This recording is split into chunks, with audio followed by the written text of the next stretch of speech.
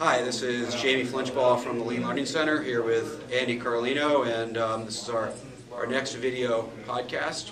We're actually sitting here with a Lean experience, and at the moment the class is working on a case study to develop a roadmap for Lean change of a few different companies as examples. And one of the challenges where they start, which they start discussing, is making choices about implementing Lean in a union or a non-union environment.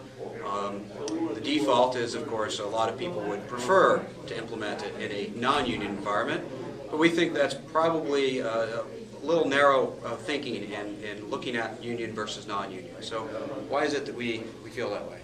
Well, I think the individuals immediately go to more of a non-union environment than a union environment because they feel like there's more restrictions in a union environment than a non-union. And that's likely true. You probably can't do some cross-training because of classifications and things like that may make some things difficult.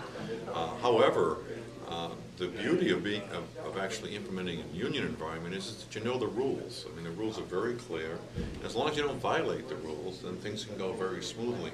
In fact, we've found in some cases where in a union environment, it's very easy for them to actually take more risk because they can take risk within a certain set of boundaries.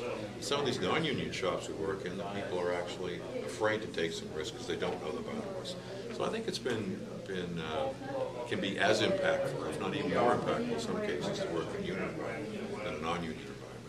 Yeah, and I found the same thing both as a consultant and also working in union environments, leading operations, and even having to negotiate union contracts at the same time we're working on Lean.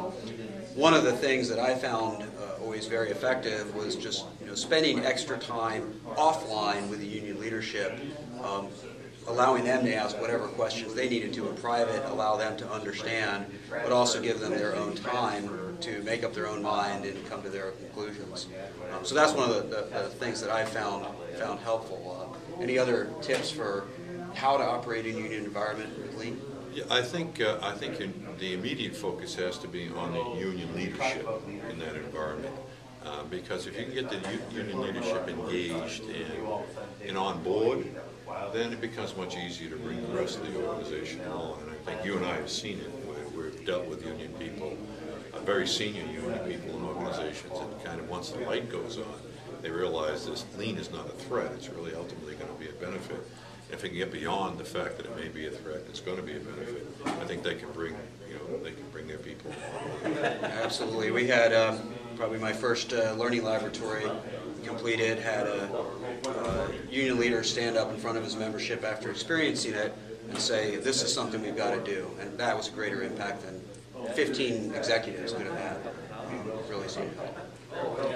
So if they're thinking about the actions you can take if you're in a union environment, remember who you need to engage. Remember to involve the union leadership, involve them in the conversations, give them the space that they need to make their own decisions, and don't be afraid to move forward. So, and with Andy Carlino, I'm Jamie Flinchball, and we welcome you to come back and visit us next time. See you next time.